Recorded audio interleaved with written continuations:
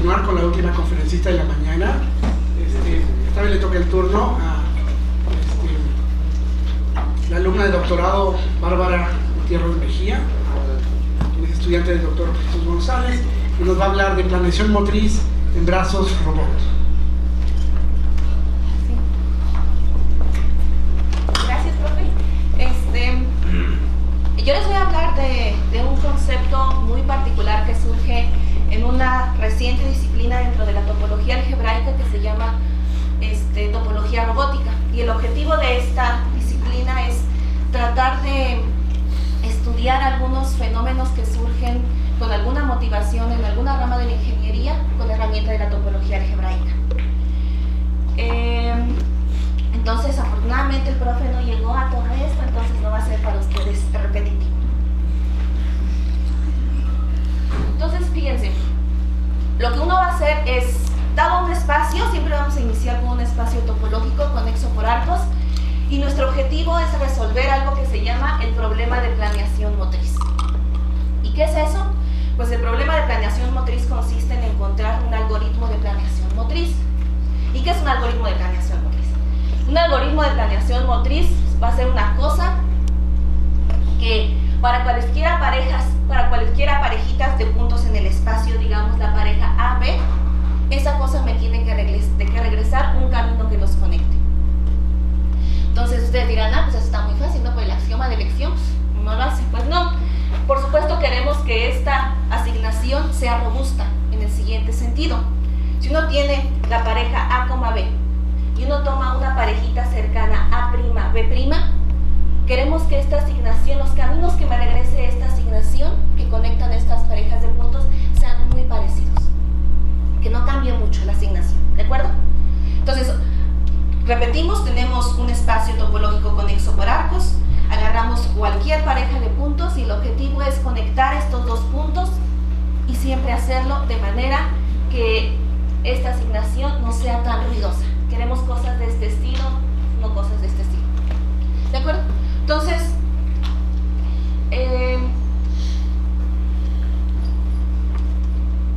¿por qué esto es, por qué llama la atención este tipo de cosas en alguna rama de la ingeniería? Por ejemplo, supónganse que el espacio X es el espacio de configuraciones de un brazo robot. Aquí les pongo la figurita. Entonces, el espacio de configuraciones de un sistema es el espacio de todos los posibles estados de su sistema. Entonces, aquí el espacio X vamos a pensar que es el espacio de configuraciones de este brazo robot y son todas las posiciones en las que puede estar mi brazo robot. El objetivo es conectar una configuración inicial con una final. ¿De acuerdo? O sea, yo les digo, pues, ¿cómo ir de esta configuración, digamos, a esta, ¿no? Pues ustedes me dicen, pues, vete así. Pero además queremos que, y si yo varío tantito la posición inicial, el caminito que me dé para otra posición final no sea tan distinto al que obtuvimos al inicio. Es un problema bastante no trivial, fíjense. Más formalmente, ¿cómo va la cosa? Uno considera el espacio de caminos de nuestro espacio, es decir, el espacio de todas las curvas en mi espacio, y nos fijamos en este mapeo que va del espacio de curvas al espacio cruza el espacio. ¿Qué hace este mapeo? Lo que hace es que a cada curva le asigna su punto inicial y su punto final. Agarro una curva y le asigno su punto inicial y su punto final. Entonces, ¿quién me podría decir en estos términos qué es un algoritmo de planeación motriz? ¿Qué andamos buscando para esta función?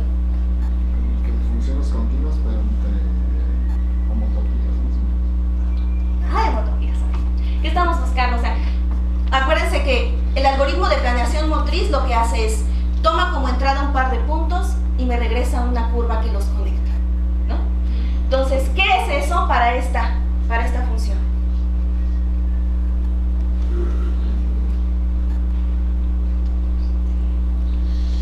No es más que una sección. No, quería decir entre trayectorias, que sean continuos, así. No quería decir homotopías, no son trayectorias. Ajá, sí. Lo que andamos buscando es, fíjense, una sección del map que les di anteriormente. ¿Qué es una sección? Pues lo que andamos buscando es una función S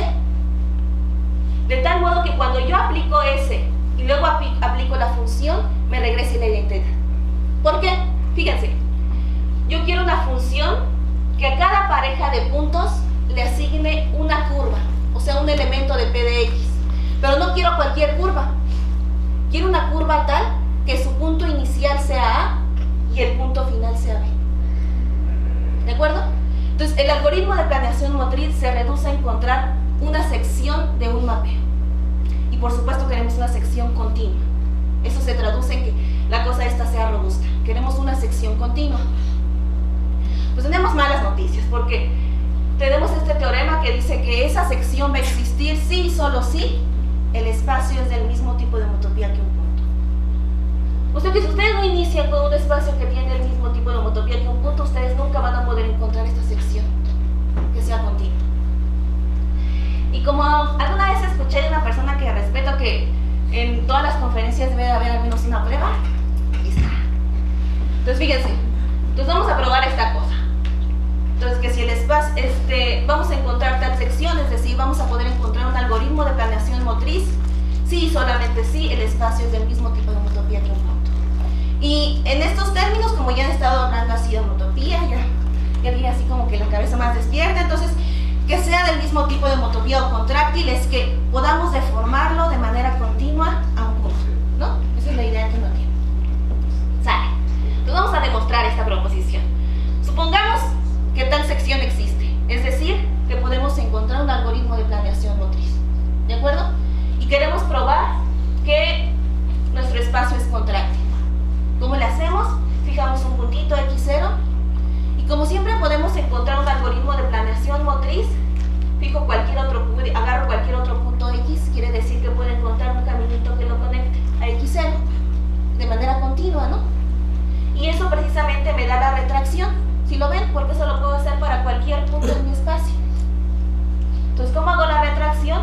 Para cualquier punto sigo este camino y eso me va a dar la deformación de todo mi espacio a este punto. ¿De acuerdo? Entonces, si el espacio, si la función existe esta S, entonces mi espacio es del mismo tipo de homotopía que un punto. ¿Qué pasa ahora si suponemos que nuestro espacio es contráctil? O sea, del mismo tipo de homotopía que un punto. Lo que yo quiero es construir un algoritmo de planeación motriz, es decir, tomo cualesquiera dos puntos en mi espacio y el objetivo es conectarlos de manera continua por una curva. ¿De acuerdo? Pues ¿cómo le hago? Como el espacio es contráctil, yo sé que existen caminitos que van de X a un punto fijo. ¿De acuerdo? X0. Y también pues existe un caminito de Y a X0. ¿Cómo formo un camino de X hasta Y? Pues hago este y luego este, ¿no? Pero este lo recorro en el sentido contrario. Y así, nada más con una operación le llaman concatenar los caminos. Entonces, de esta manera uno obtiene un camino de X y como todo es continuo, esto va a ser continuo. Y ya está. Pues entonces ustedes dicen, no, pues entonces qué chiste, ¿no? ¿Qué? Entonces no vamos a hacer nada. Pues no. Fíjense. Entonces surge lo que el profesor Jesús les decía de una invariante que se llama complejidad topológica. Y lo que quiere medir este numerito es qué tan fácil o difícil es resolver el problema de planeación motriz en el espacio, ¿no? Entonces, fíjense, lo que vamos a hacer es fijarnos en este mapeo. Acuérdense que lo que hacía era que este mapeo agarra una curva y lo que le asigna es su punto inicial y su punto final, ¿de acuerdo? Y estamos interesados en secciones. ¿Existe una sección global? Sí, solo sí, mi espacio es del mismo tipo de homotopía que un punto. Entonces, en la complejidad topológica nos vamos a fijar en lo siguiente: en la mínima cantidad de abiertos que cubran este espacio, de tal modo que en cada abierto yo pueda encontrar un algoritmo de planeación motriz, es decir, una sección, ¿no? ¿Cómo que es lo mejor que puedo hacer? ¿Todos de acuerdo? Que entonces, fíjense, lo que vamos a hacer es partir a mi espacio. No voy a poder encontrar en general una sección global a menos que el espacio sea del mismo tipo de homotopía que un punto, entonces lo empiezo a partir. De tal manera que en cada pedazo yo pueda resolver el problema de planeación motriz. ¿De acuerdo? Y me voy a fijar en el mínimo número de esos abiertos que cubran. Y eso es lo que se le llama la complejidad topológica. Si ese número no existe, decimos que la complejidad topológica es infinito. Y se le denota así, 13 de X. Ahora, ese es un número muy curioso. Y para mí, pues una bendición, porque me va a ayudar a titularme. Pero fíjense que está relacionado con un chorro de cosas. El profesor Jesús, junto con otros colaboradores, probó que, por ejemplo, este número para los espacios proyectivos coincide con el número de inmersión. Resulta ser, por ejemplo, también un invariante homotópico, es decir, que si sus espacios tienen el mismo tipo de homotopía, entonces este numerito no cambia. Y tiene muchas propiedades. Entonces, tenemos aquí esta proposición, que no es más que reescribir lo que hemos hecho anteriormente. Este número vale 1 si y solo si el espacio es contractil, ¿no? Pues, ¿cuál sería el elemento de la cubierta? Pues para que lo cubra tiene que ser todo, ¿no? Eso quiere decir que pudimos encontrar la sección global. A las parejitas estos de los elementos en la cubierta con su correspondiente algoritmo de planeación motriz, a las parejas estas se les conoce como planes motrices. ¿Vamos bien todos? Si tienen alguna duda, pregúntenme cuanto quieran. Entonces vamos a ver algunos ejemplitos así, fáciles. Vamos a ver la complejidad topológica de Rn. Es como un punto, como dice el profe, como un punto así gordito. Y eso quiere decir que su complejidad topológica es 1. Y entonces ahora ya empieza así como que las complicaciones, porque el siguiente espacio que vamos a tomar es S1 y resulta que su complejidad topológica es 2. Vamos a ver por qué. De entrada, S1 todos sabemos que es no contráctil, ¿no?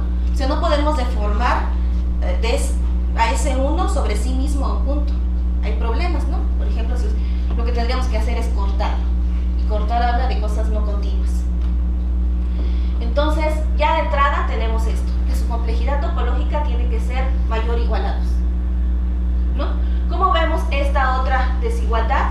Pues lo que vamos a hacer es encontrar una cubierta de S1 cruz S1 por 2 espacios, de tal modo que en cada uno de estos nosotros podamos encontrar un algoritmo de planeación motriz. Vamos a ver cómo se hace. Ahora acá les mentí. No les mentí, porque aquí mencioné cubiertas por abiertos. Y este concepto esta condición es bastante más tranquilona. Uno puede sustituir esta condición por retractos de vecindades euclidianas disjuntos. O sea, por espacios que se corten no tan loquitos, ¿no? Por pedazos decentes. Entonces eso ténganlo en mente. Entonces vamos a partir el espacio en pedazos decentes y queremos encontrar algoritmos de planeación motriz en estos pedacitos. Ya. Entonces, de estos pedazos decentes que les hablo son los que les voy a decir ahorita. Fíjense. Entonces, el objetivo partir S1 cruz S1. Vamos a agarrar primero a 1, que son todas las parejas, de tal modo que la primera coordenada no es antipodal a la segunda. ¿De acuerdo?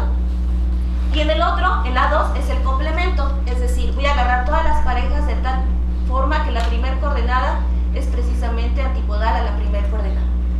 La segunda coordenada es la antípoda de la primera. Claramente esto cubre. ¿De acuerdo? Y estos son de los pedacitos de los chidos.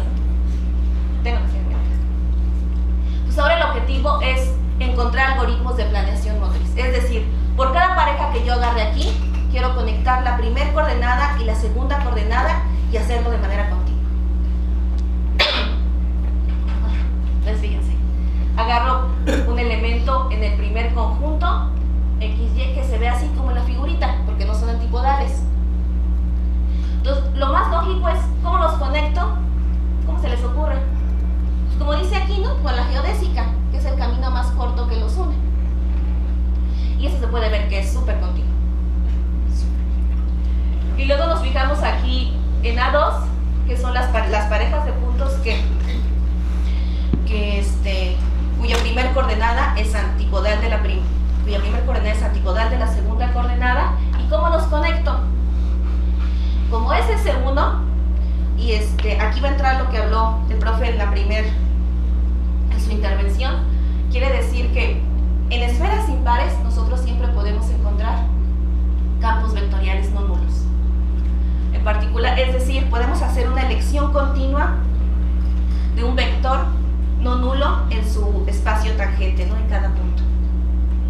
Lo que quiero que tengan en mente es que en cada punto tenemos alguna dirección, ¿no? Y que esta dirección y que esta asignación la podemos hacer de manera continua.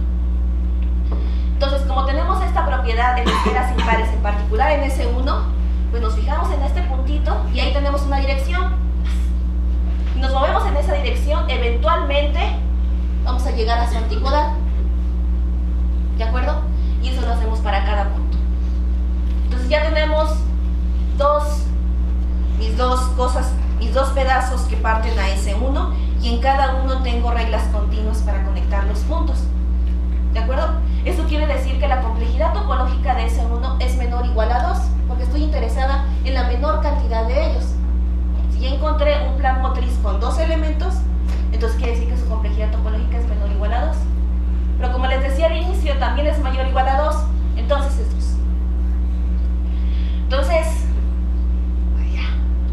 fíjense, más generalmente tenemos que la complejidad topológica de las esferas depende pues únicamente de su paridad. 2 cuando es impar, cuando n es impar, eso lo que trata de más o menos codificar es que ahí sí podemos encontrar campos vectoriales no nulos, y en las esferas pares pues no. Y en este caso aumenta en 1. La complejidad topológica es 3. Entonces fíjense, este numerito está tratando de medir. Si este numerito es muy alto, quiere decir que tienes que partir tu espacio en un chorro de pedazos y en cada uno de ellos puedes encontrar planes motrices, ¿no? Algoritmos de planeación motriz. Entonces, mientras más chiquito este el número, quiere decir que como que el espacio, pues, como que es más fácil resolver el problema de planeación motriz. Ahora, no siempre es sencillo encontrar estos algoritmos de planeación motriz. De hecho, a los matemáticos creo que muchas veces ni les importa.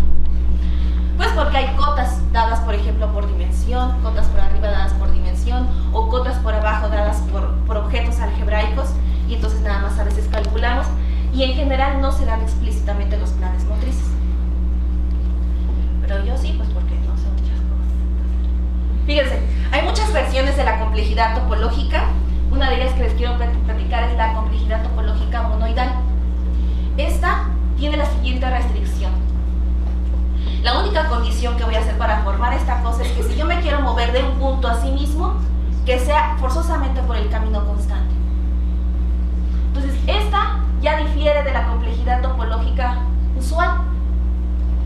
Porque yo no puse ninguna restricción en la complejidad topológica usual para moverme de un punto en sí mismo. Nunca dije que fuera por el camino constante, ¿no? Resulta que este numerito y el que hemos estado hablando difieren por 1 y no se sabe bien si coinciden o no.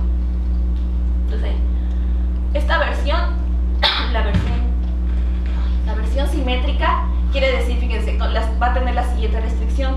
Si tú ya conoces un camino para moverte de A a B, ¿cómo le haces para moverte de B a A? La restricción es que debes de seguir el camino inverso. Hay varias versiones de la complejidad topológica, implican distintas cosas, pero de las que yo les voy a hablar es de la siguiente. Entonces, fíjense. ¿Se acuerdan que con la complejidad topológica nada más me interesa un estado inicial y un estado final del sistema y conectar estos estados, ¿no? En la siguiente versión de la complejidad topológica, que se le llama así superior o secuencial, yo no solamente voy a estar interesada en la situación inicial de mi sistema y en la situación final. No solamente voy a estar interesada en conectar estos dos estados.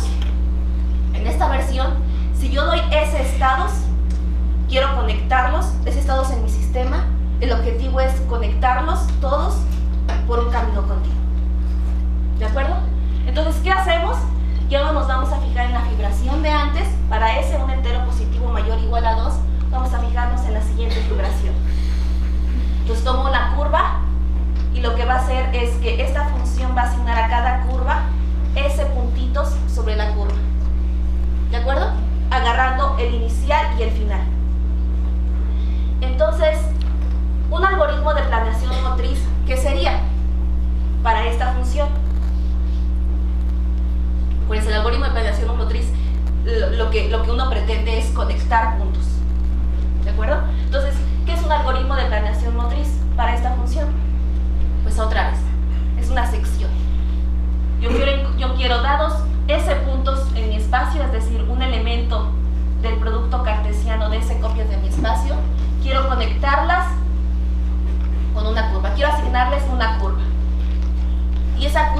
no va a ser cualquier curva, va a ser una curva tal que pase por esos puntos.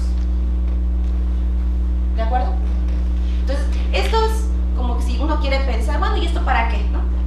Entonces, supónganse que mi espacio de estados es el proceso de elaboración de un coche, ¿no? Y que ustedes quieren verificar cómo va la producción de esta cosa a lo largo, pues, del proceso, ¿no? Entonces uno dice, no, pues ve a ver qué pasó cuando le pusieron el parabrisas, ¿no?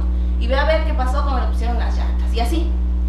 Entonces nos interesa revisar el estado, nos interesa revisar nuestro proceso en esas etapas distintas.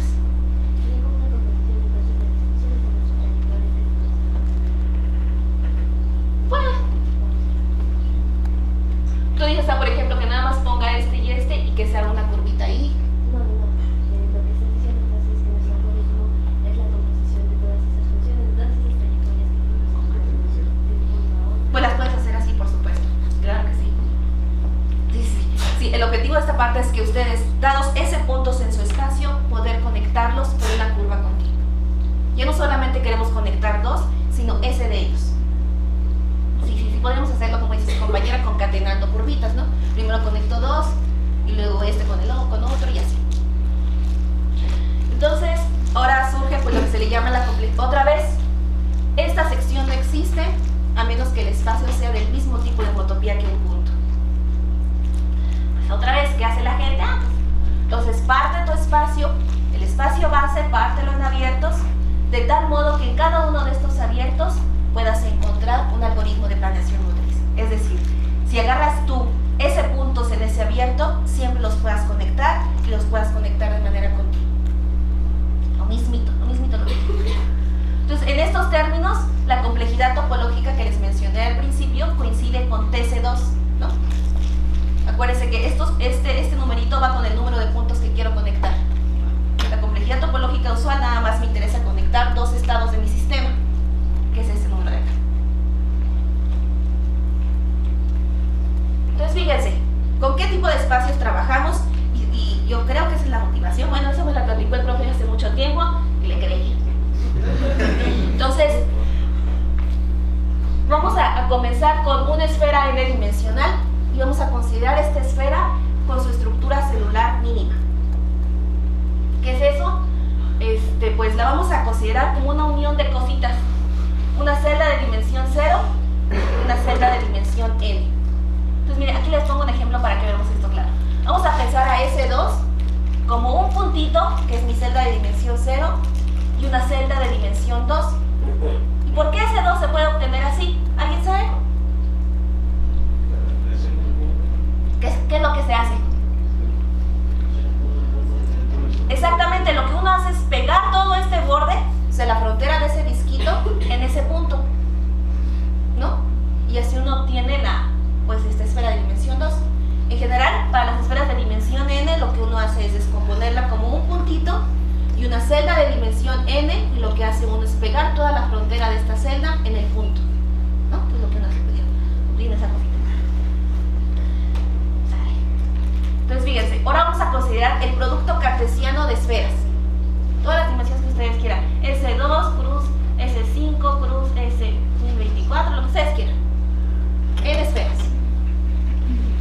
Y vamos a considerar, entonces aquí también vamos a tener una descomposición celular mínima. Ya no va a ser como esta, pero sí que viene heredada de la descomposición celular que teníamos aquí.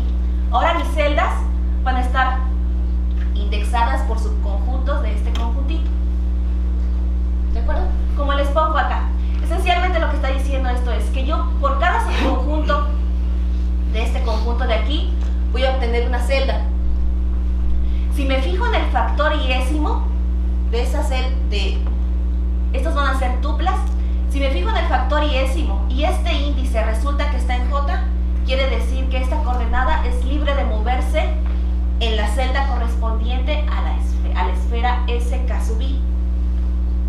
En toda la celda está la gordita. Si el índice no está en J, quiere decir que pues ahí no voy a tener ninguna opción más que me quede en el puntito. Entonces piensen E sub J como un producto cartesianos de disquitos y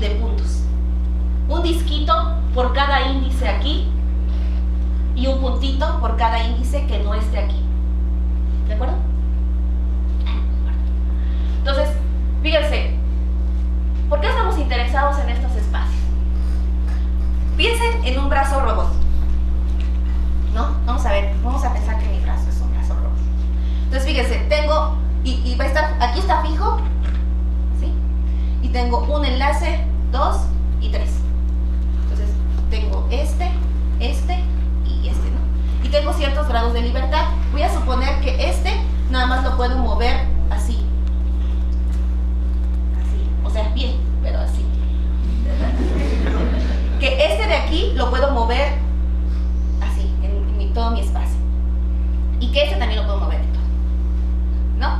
Y uno quiere pensar, y uno dice, pues, ¿cuál es el espacio de configuraciones del sistema que me acabas de decir? ¿No?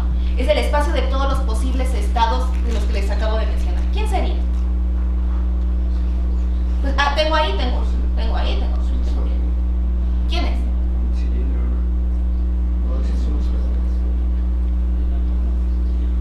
De todo el sistema. El sistema es todo mi brazo. Este de aquí no se mueve así. Este se mueve así. Bien. Y este también. ¿Quién sería el espacio de configuraciones de ese sistema? Exactamente. Sería S1, cruz S2, cruz S2. ¿Por qué? Si se fijan, queda parametrizado el espacio de configuraciones de este sistema, es decir, el espacio de todas las posiciones de mi brazo robot queda parametrizado por ángulos. Me importa este ángulo al que hace mi brazo, así. Me importa este ángulo y me importa este ángulo, ¿no? Ahora, ¿en dónde viven esos ángulos? Aquí nada más tengo, pues, esto, ¿no? Entonces tengo ahí un círculo. Este ángulo aquí, pues se mueve así a todas partes. Entonces ese ángulo podemos pensarlo como un elemento de S2 y este también. ¿De acuerdo? Entonces, estos productos de esferas lo que tratan de codificar es el espacio de configuraciones de un brazo robot. Ahora, como ustedes vieron ahorita en mi intento por explicarles, pues hay ciertas restricciones físicas, ¿no? De que uno no puedo poner este aquí encima. Entonces, lo que hacemos en mi tesis de doctorado es no tomar todo el producto de esferas, sino nada más considerar ciertos subconjuntos de este producto de esferas que les llamamos subcomplejos. Y subcomplejos, aquí estamos considerando que sean pedacitos bien portados de este espacio. Y lo que queremos codificar precisamente en estos objetos es que tenemos ciertas restricciones físicas cuando queremos mover simultáneamente los enlaces del brazo robot. Entonces, fíjense, aquí lo puse, ¿no? Esto de aquí puede ser pensado como el espacio de configuraciones de un brazo robot. Cuando uno no toma necesariamente todo el producto de esferas, sino nada más una parte bien portada. Ahora, la verdad es que yo nunca he visto esto así en acción. Estuve dando clases en UPITA y quería ahí ver si esto realmente modelaba, pero ya no hice nada. Pero fíjense, pues en la tesis de doctorado lo que probamos pudimos calcular este numerito para estos espacios. Y aquí no me interesa que entiendan nada de esto, lo único que quiero que vean es que ese numerito lo pudimos calcular solo en términos de información puramente combinatoria de mi espacio. Hago ahí unas sumitas, agarro el máximo de estos numeritos, en donde estas son zetas. Es información combinatoria, esto es completamente calculable. Fíjense, ¿cuál fue la estrategia? Lo que me interesa es platicarles más o menos de estrategias súper sencilla. Lo que hicimos fue agarrar el espacio, iniciamos con X, un subcomplejo de un producto de esferas. Pensado esto como un espacio de configuraciones ahí en un brazo robot. Y lo partimos así en un chorro de pedazos, pero así, muchísimos pedazos. Entonces ustedes dicen, pues eso, ¿para qué uno quiere tantos pedazos? ¿No? Si uno está interesado en principio en la mínima cantidad que cubra. Bueno, partimos en un chorro de pedazos y después empezamos a agrupar en pedazos que satisfagan esta propiedad. Fíjense, aquí pido que FK, este pedacito de acá, intersección con FL cerradura, sea vacío. Y este de aquí, FK cerradura, intersección con FR, también sea vacío. Supónganse, fíjense, que en cada pedacito, todos estos así, chorrísimo, supónganse que en cada pedazo pude encontrar un algoritmo de planeación motriz. Y supónganse que yo quiero definir, o más bien, sí, supónganse que yo quiero definir una regla que va de la unión de estos pedazos, o sea, que yo quiero construir un algoritmo de planeación motriz que vaya de la unión de estos pedazos. No voy a perder continuidad, y yo definí esto de una forma, y yo definí que aquí tengo un algoritmo de planeación motriz de otra forma distinta. ¿Por qué no pierdo continuidad si yo decido unir estos pedazos?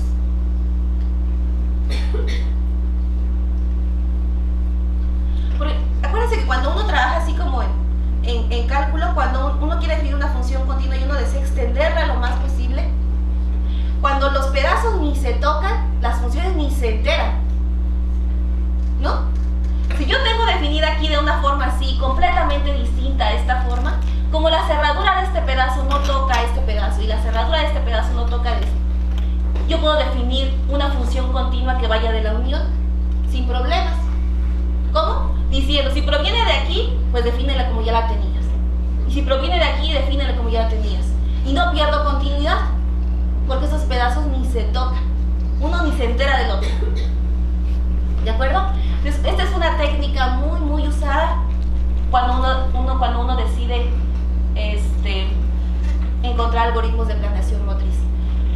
Partir el espacio en un chorro de pedazos y luego ver cuáles puedes juntar. Pedazos que satisfagan esta propiedad.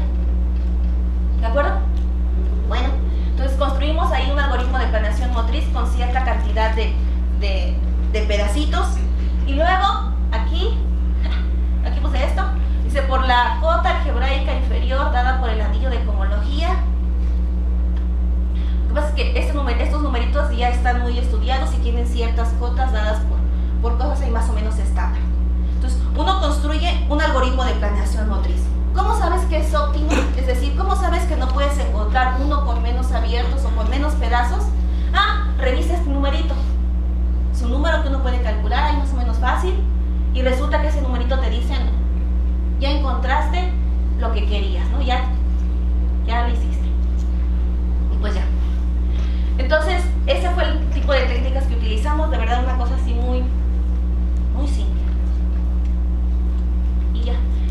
De esto les quería platicar, por si alguien lo quiere intentar, estaría muy bien que le saliera, así ya podría dormir tranquila. Fíjense, ahorita el profesor Hipotecas les habló de la botella de Klein, ¿no?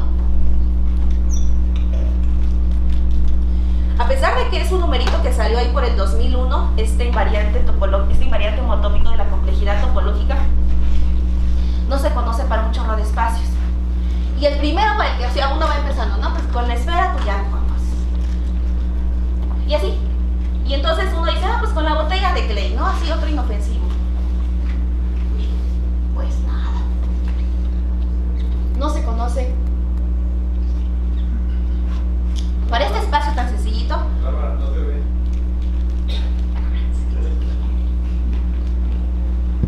Pues es la botella de Klein.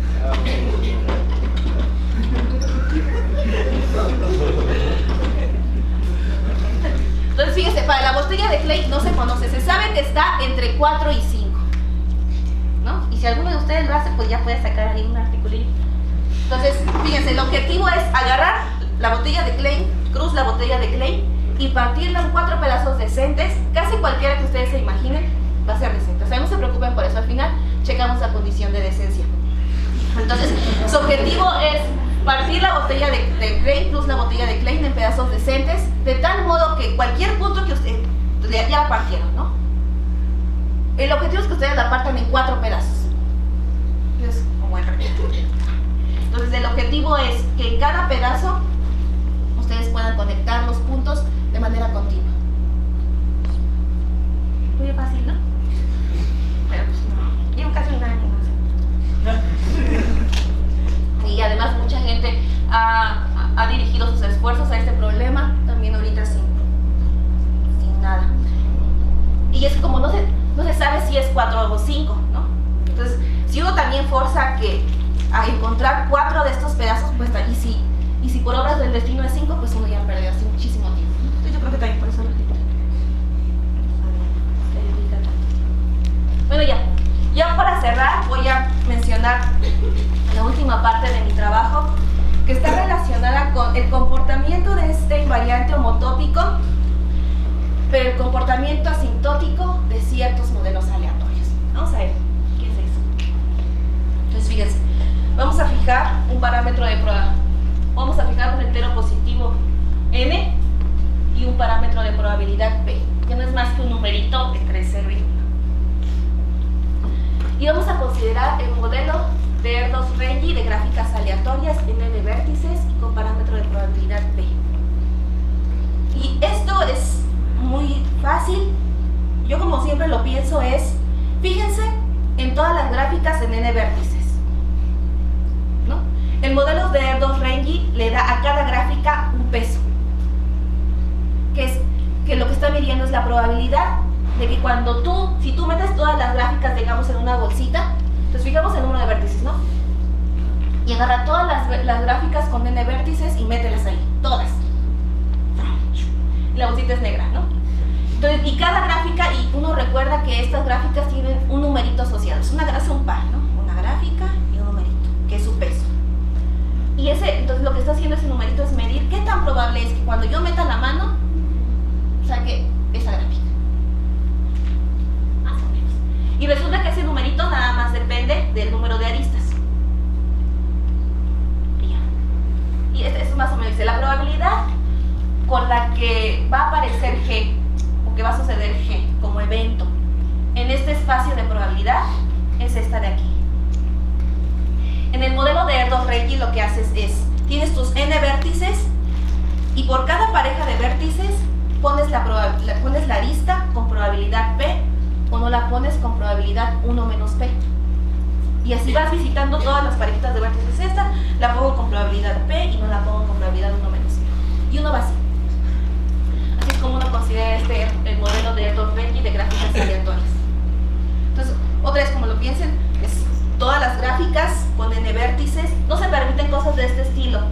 No hay aristas de este estilo que vayan de un punto y terminen en sí mismo. Todas las aristas, y es una gráfica no dirigida. Quiere decir que si yo tengo la arista IJ, uno piensa como que también tiene la arista JI. No hay flechas. ¿De acuerdo? Entonces, pues ya. ¿Qué es? Entonces vamos a trabajar en este espacio. Entonces uno tiene gráficas aleatorias, gráficas con pesos. Entonces fíjense, ahora voy a decir rápido qué es esto de las gráficas completas. La gráfica completa en n vértices es una gráfica que tiene n vértices y todas las aristas posibles. ¿De acuerdo? Aquí tenemos K2, 2 vértices, todas las aristas posibles. Ahí está. K3, 3 vértices, 1, 2, 3, todas las aristas posibles. Ahí está, ¿no? K4, 4 vértices y todas las aristas posibles. Ahí está. Si yo tengo una gráfica, ¿qué es una subgráfica completa? Pues lo que imagina. Es un subconjunto de vértices, de tal modo que esa cosa satisface que eso induce una gráfica completa. Por ejemplo, aquí, ¿no? Dice los conjuntos 1, 3, 1, 3, ¿cuál? 1, 3. Esa es una gráfica completa. Determina una gráfica completa. Este de aquí, pues porque este puntito pues nada más, pues no puede tener aristas como lo hemos dicho, pues entonces él en sí mismo determina una gráfica completa. Esto, el 6, 1, 3, ahí está el triangulito, ¿no? Y este conjunto, ay, no veo. 1, 5, 6 y 3, que es este, también determina una gráfica completa. ¿De acuerdo? Entonces vayan, pues ya tenemos nuestro modelo de Erdős-Rényi. Sé que es una gráfica completa, sé que es una subgráfica completa. Entonces fíjense, para cada gráfica en mi modelo, que es una gráfica con n vértices, con cierto peso, voy a considerar este subconjunto, voy a considerar este conjunto de subconjuntos de este intervalo natural.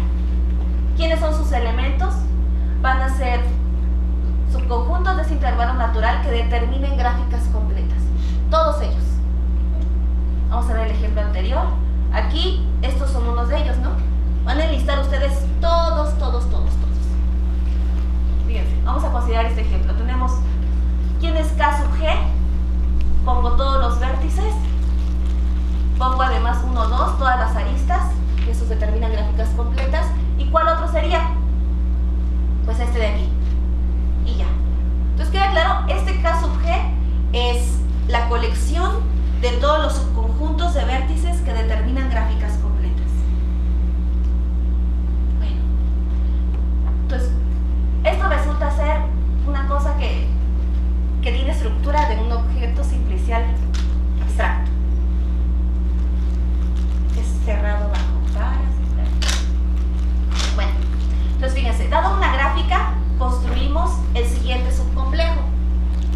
¿Cómo lo hacemos? El siguiente subcomplejo de este producto de círculos, puros círculos. Entonces lo vamos a considerar como la unión de las celdas. Acuérdense que nuestras celdas estaban indexadas por subconjuntos de este intervalo natural, ¿no? Y vamos a considerar ese subcomplejo. Entonces, ya para finalizar, en la tesis también de doctorado, lo que hicimos fue calcular lo siguiente. Entonces, uno parte de una gráfica y de alguna manera uno obtiene un subcomplejo de este producto de esferas, ¿no? De este proceso que les dije, que si quieren olvídenlo. Pero entonces, el objetivo, uno parte de una gráfica y uno obtiene un subcomplejo de este producto de esferas. Ahora, estas gráficas como que están y no. Lo que queremos hacer es más o menos esta característica de estos objetos aleatorios, como pasársela a estos subcomplejos de productos de esferas, la misma característica. O sea, no es un objeto completamente determinista. Esta gráfica tiene cierto peso, ¿no? Va a aparecer con cierta probabilidad. Entonces queremos dotar de esa misma propiedad a nuestro espacio. Entonces podemos pensar también nuestro subcomplejo como un objeto aleatorio. Entonces acuérdense que estas cosas tenían este parámetro n, que era el número de vértices. Lo que uno hace es, uno quiere hacer tender este número de vértices al infinito. Y uno quiere estudiar qué pasa con la complejidad topológica, esta secuencial. Pues resulta que la pudimos calcular, y calcular es decir, este número va a valer tanto con probabilidad, va a estar entre estos dos números con probabilidad 1. ¿De acuerdo? Y si utilizan pues ahí técnicas de estimación, pues muy simples. Entonces, y ya. Entonces lo único que les quería comentar pues de esta parte es, he escuchado pláticas muy bonitas de todos mis compañeros, de temas que a ellos les parecen muy interesantes, que de verdad lo son, y lo que yo les quería platicar es de qué tipo de cosas hacemos, o qué tipo de problemas estamos abordando ya en el doctorado, y con pues, resultados ahí graciosos. Y ya.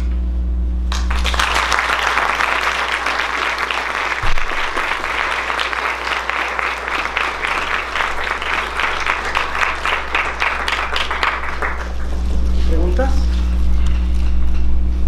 Sí, yo tengo una duda. Le estás pidiendo como, bueno, cuando lo que decías de la botella de Klein y cuando sacas, digamos, tu numerito de la complejidad, le pides que tenga una cubierta por espacios que sean contráctiles, por decirlo así, ¿no? No son contráctiles. No tiene que ser contráctiles. No, lo que pasa es, por ejemplo, eso da lugar a la categoría de los Sturm-Liouville. Cuando son contráctiles, tú no te fijas en esta fibración, la que yo mencioné, sino la de lazos, más bien la de caminos basados. Ajá. En general no son contráctiles los espacios. Sí, no. Pero son pedazos en donde se puede resolver el problema de tensión motriz. Que no es la botella de Klein, sino es K por K. Claro, Ese problema, ¿no? sí. Aquí es por X. Lo tienes que poner por pedazos en donde sí puede resolver el problema. El mínimo número de ellos es TC. Es que entendí que tenías un lemita que lo podías resolver como que sí, solo si era contráctil.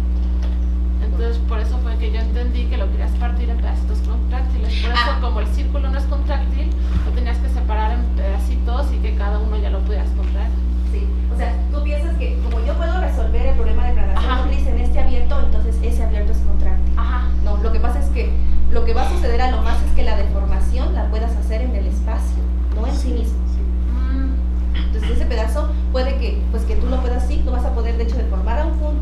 pero no dentro de sí misma. Entonces, en general, el pedacito no es contractivo. X por X se divide en un montón de pedazos donde se puede resolver, pero esos pedazos no son de la forma Y por Y. No son productos, pueden ser cosas muy raras ahí. El chiste es que si agarras una pareja y tal vez no ayuda mucho en la figura, pero o sea, lo que vive ahí es la pareja A, B. En el espacio original tú puedes ir de A a B de manera continua variando A y B continua. La deformación no sucede en tu abierto, sucede en tu espacio. No es algo. ¿Más preguntas? Cada una de las divisiones de abiertos que tomas estaría representando uno de los movimientos del brazo del robot, o qué relación tendría con, qué estarías modelando. Aquí como que lo que tienes que pensar es que el espacio en el que estás trabajando es todos los posibles estados de tu brazo robot, todos. Cada posición de tu brazo robot es un puntito en el espacio, ¿de acuerdo? Entonces lo que tú quieres partir es el espacio cruza el espacio, y eso lo quieres partir en pedazos, es decir, los elementos de cada pedazo van a ser parejas, en donde tu primer coordenada es cierta posición del robot y la segunda coordenada es otra posición del robot. Entonces lo que quieres hacer es conectar esos dos estados de manera continua. Entonces, tus abiertos van a ser abiertos en el espacio cruza el espacio, pero el espacio es el espacio de todos los posibles estados de tu sistema. Cada posición es un puntito de tu espacio. Cada posición. ¿Más preguntas? Sí. Y bueno, ahorita esto se ha estudiado con posición. ¿Qué tal si metemos otros parámetros físicos como velocidad, fuerza, cosas así, que nos interesan también? ¿Se ha intentado o todavía no se ha abordado? Pues por ejemplo un problema así muy bonito es sí estudia, por ejemplo, como que lo que se pretende en otras disciplinas es optimizar, ¿no? Porque eso que nada más queremos conectar dos estados de nuestro sistema y conectarlos de manera continua, pero no nos importa si, por ejemplo, si el puntito estaba aquí y luego quieres ir de acá, esta cosa no va a decir, no, pues vete a fuerza por aquí, ¿no? En principio, como nada más queremos que sea continuo, pues le puede dar ahí 20 vueltas y luego venir para acá. Entonces, por supuesto que hay personas que estudian esto de que siempre minimizar la ruta a la que quiero llegar, pero son con otras técnicas y son otros invariantes y son otras cosas. Sí, pero sí hay esfuerzos en todas las direcciones.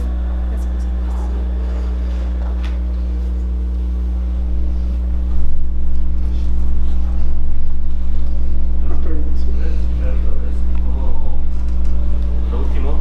Tu último resultado de transformar una gráfica al producto de círculos y No, oye, ¿Cómo era? de una gráfica que es aleatoria, digamos, piénsala así de que como que está y no está, es una gráfica con un peso, ¿no? Si esa gráfica tiene peso 1, quiere decir que siempre está, pero en general no tiene peso. ¿Sale? Entonces, fíjate, de esa gráfica nosotros construimos un conjunto que a su vez está formado por un chorro de subconjuntos, ¿no? ¿Mande? Exactamente, son todos los subconjuntos que determinan sus gráficas completas.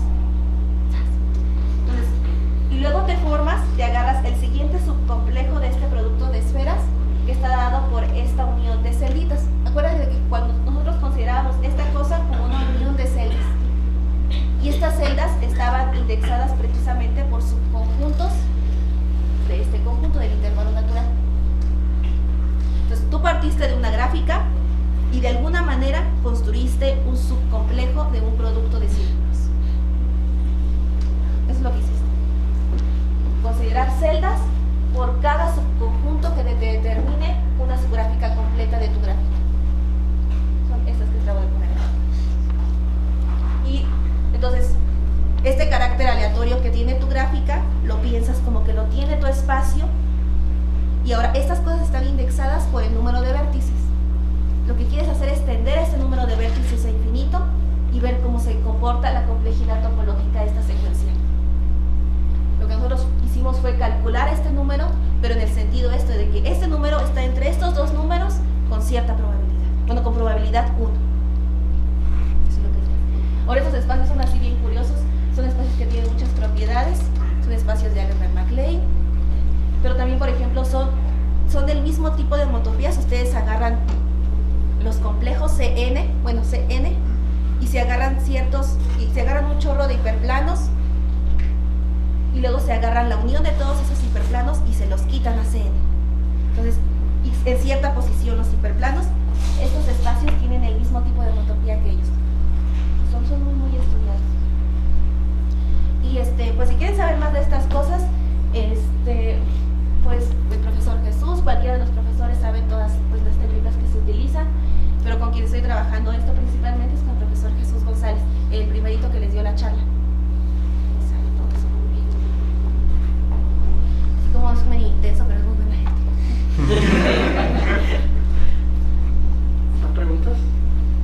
Yo una sobre el problema que diste. Dime. Bueno, tú mencionaste que busquemos algo que sea 4, ¿no? 4 abiertos.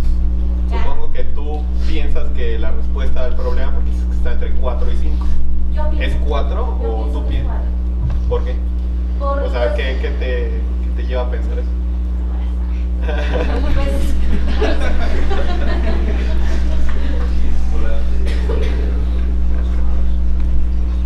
Lo que pasa es que los espacios, esta cota dada por el anillo de cohomología, casi siempre es buena. Como que casi siempre le pega a lo que es.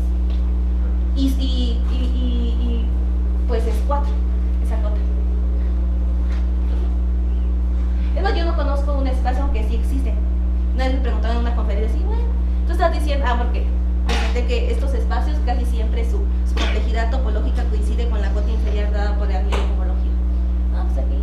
Y se un señor, ya abrimos un espacio en el que no. Sí, los conozco y yo creo que son muy raros. ¿Entiendes? Pues está muy complicado. Y no pienses en abiertos, piensa en pedacitos.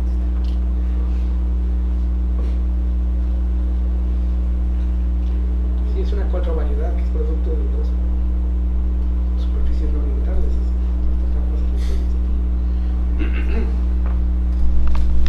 Hay gente que hace dinámica en la botella de Klein, seguramente se puede usar.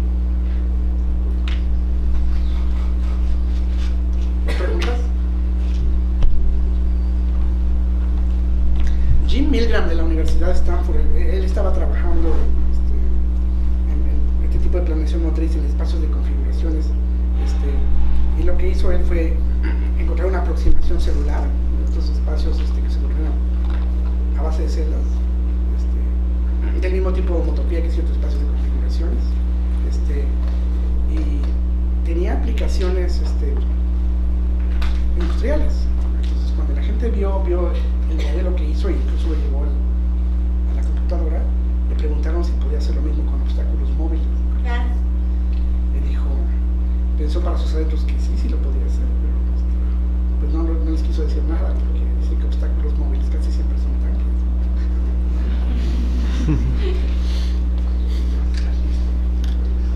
Bueno, si no hay preguntas, agradecemos a Bárbara.